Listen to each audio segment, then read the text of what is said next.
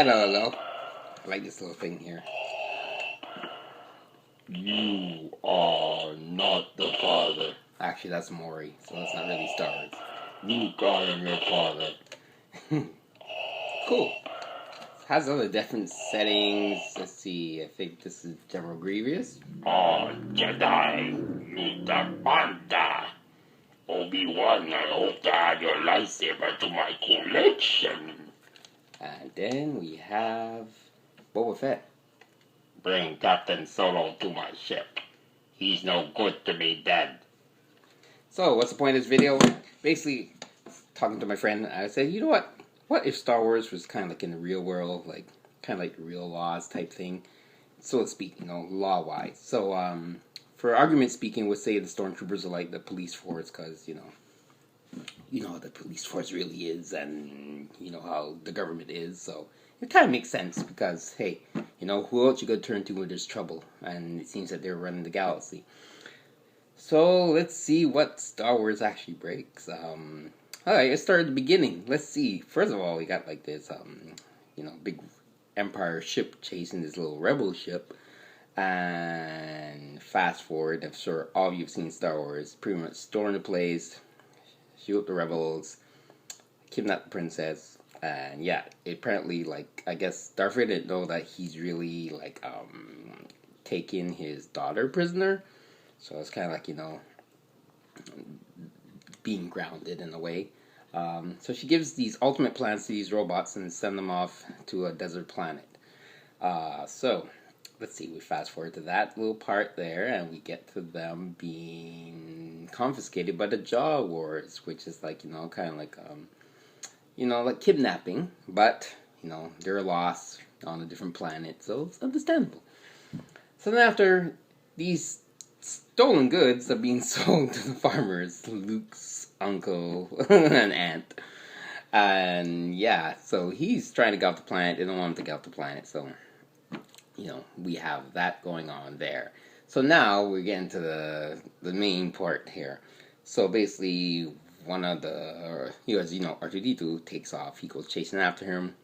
Gets attacked by it's like going into the wrong neighborhood type thing. He gets attacked by this gang that owns that neighborhood. Gets saved by Obi-Wan, who scares them off.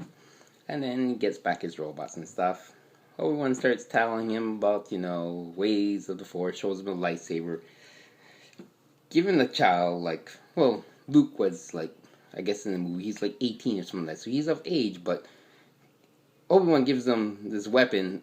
Doesn't really tell him how it works, but the first thing he does is points at his face. So if he actually turned it on, he would have got a lightsaber right through the head. Which is kind of like, showing somebody automatic weapon and they point it right at themselves. So here you have an old man showing a young kid a very deadly weapon. So that's offense number one, but we won't call it really offense. So anyways, we get back to where he brings him home.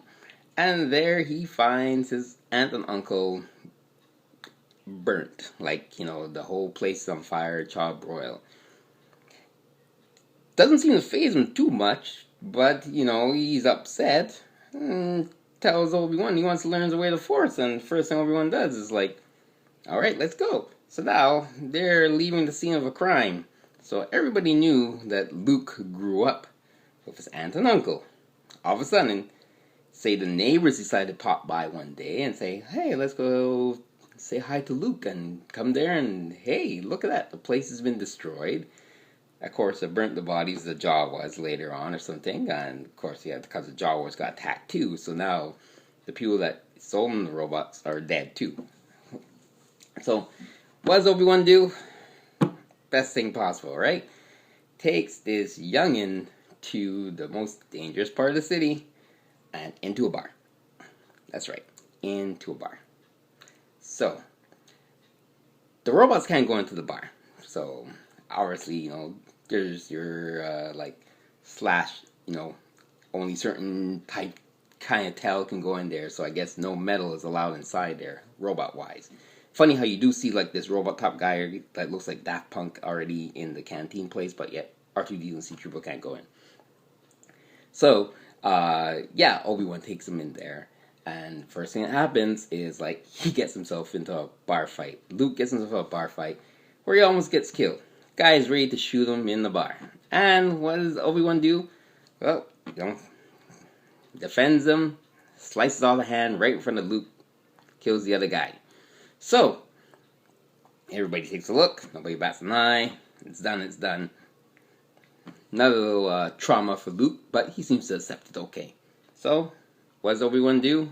I don't think he's using the Force, but maybe he was. Maybe he could tell that Han Solo is really a good guy, but yet he's a smuggler. So that's like, you kind of like introduce him to like a thief that you're not really sure you can trust, but you want him to get you off the planet and go to Alderaan. Because of the message that, of course, Leia put in R2-D2, which, could have ended up in anybody's hands, but apparently Obi-Wan knew how it worked. So, anyways, of course, all that's going on, and, stormtroopers come in, which are like the police, so the bartender points and says, okay, this is what happened, they're over there, comes over there, doesn't ask Han Solo question, nothing, he just went looking and continue on. So anyways, go get the ship prep, of course, somebody watching that little snitch guy rats them out. Then after, you have Han Solo shooting back at the stormtroopers, which is like, like when you catch a guy, like, the police come and, like, it becomes a shootout, but he escapes. If you go into a special edition, then, of course, you have the whole different aspect of, Jabba the Hutt. As far as I've heard, most bounty hunters give you a chance, maybe to break an arm or leg when you owe them money. Not many of them let you go and leave on a ship when you owe them a lot of money. Apparently, Jabba might have had a good day, and, of course, he's their Boba Fett, who knows, he could have marked the ship to track him down later on. So now, Luke's training, lightsaber, get to Alderaan, place is blown to bits. There's nothing left, because, hey, it got blown up, because Leia didn't give them the right address to the home base of the rebels. Which, of course, she don't want to rat them out, so she's not a stitch. But she is quite rude when she meets the guy that can pretty like just, offer like that. She's got quite a mouth, but I like that, she stands her ground. So, of course, not knowing that that's his daughter, Daddy Dearest injects her with truth serum, which I don't think really works, but hey, he now has his daughter locked up. Kind of like, like when the father doesn't want the teenage daughters to go dating or something like that, they lock them in the room. But that doesn't really happen these days, I don't think. So now we go into where they get captured, and the ship gets captured on the Death Star. Of course, these guys don't fight any sign of life. And yeah, so now we got Luke and Han dressing up as stormtroopers. So yeah, so they continue onwards. Rescue Princess. So now we enter the main place of the Empire, the main battleship, and now it's a prison break. So now Lucas went from seeing his aunt and uncle die to seeing someone get killed in the bar, almost started a bar fight, and now he's in a prison break, breaking out a princess. Doesn't matter who it was, he's still taking somebody out of jail. This is mostly focused on Luke, by the way, in case you haven't told, because I just find it, like, interesting that he's gone through these transitions, and he's just adapting, just going with the flow, like, yeah, whatever. So now we get to the point where they pretty much get themselves out, almost get themselves crushed to death. It wasn't for C-3PO and R2-D2 saving them. And then they get to the ship. Of course, by then, Obi-Wan meets up with Darth Vader, who he hasn't seen for a lot of times since he, like, hacked them up. So now they're fighting. So, what's the first thing Obi-Wan wants to do? Try to tell Darth Vader, strike me down, I'll be more powerful than you ever imagined. Get into battle. Sees him trying to escape. Rather than come up with a plan, tell Luke, shoot the door so he can jump through. He sacrificed himself, which kind of like commits suicide in front of Luke. So, like, he didn't have enough trauma as it is. So, you got an aunt, uncle dead in front of, they come back with them burnt up. You got bar fight, seeing somebody get killed in the bar. Now you got the only person you've known on Tatooine just standing there, letting Darth Vader slice him up. Which at the time, Luke didn't know that was his father that just killed his good friend, and of course, Anakin, Darth Vader's good friend, also right in front of his eyes. So he yells out, of course, as I'm sure you all see in the movie, alerts them. So kind of like almost pointless. And then Obi-Wan's telling them to shoot the door, close the door, to escape. And of course, what do? Add more to it. Hey, he starts shooting up TIE fighters, which, they have to escape. If not, they get caught. They're finished. So, of course, Luke's now killing, like, the stormtroopers. So, we now get to the point where they're on the planet. Alderaan and... Not Alderaan, sorry. They get to the planet where they're going to plan their attack on the Death Star. So now, we have Luke, who's been trying to get off the planet and hasn't really seen or shown any type of skills. Maybe he did simulation and flying. He's now given this chance to go with the other guys up there to stop this Death Star, stop the planet from being blown up. So with absolutely no preparation whatsoever, it's like, here's a suit, here's a helmet, go up there with these boys and help them out. So we have that going on. Of course, Han Solo wants his money, takes his money, he's got to take off. Because, he's got a bounty on his head, don't blame him, got to pay Jabba, he knows a lot of people. So, we have them fighting up there. He's not doing too shabby, he's surviving. He's getting to the Death Star point, exhaust point. Of course, Darth Vader and the TIE fighters are picking off them left, right, and center every time they go down there.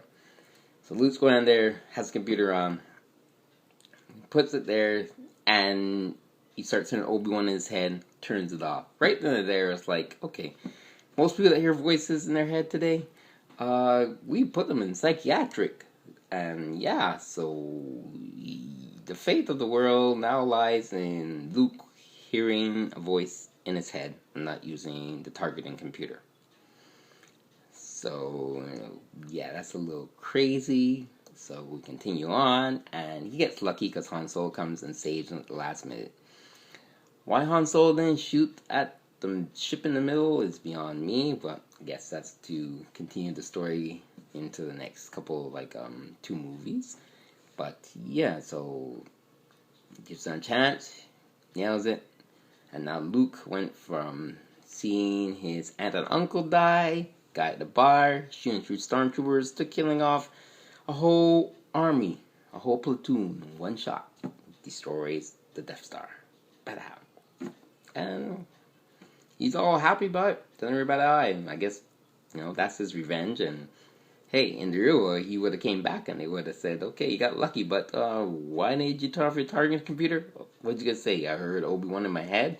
Right away, he'll be locked up and in a straitjacket. But, instead he gets the medal. So, yeah. So, Star Wars in the real world, they won't get too far. Like, Han Solo would have been already, hunted down, have a broken leg or something, like old money. Or, he would have been found somewhere, but he has Chewbacca as, his semi-bodyguard. Luke would have been locked up because he heard voices in his head and all the trauma he's experienced. Princess Leia, she would have went about her way, continuing the rebellion up against, your so-called, the government. And that's pretty much narrows it down. That's Star Wars if it really was happening now. So, yeah, that's my little fun take on it. Take what you want from it. Okay. Maybe I'll do the others. Never know. But, yeah, this is a fun take on this one. Maybe Empire Strikes Back. That would be a good one. Alright, then. Until next time. Scorpion72 signing out. Bye-bye.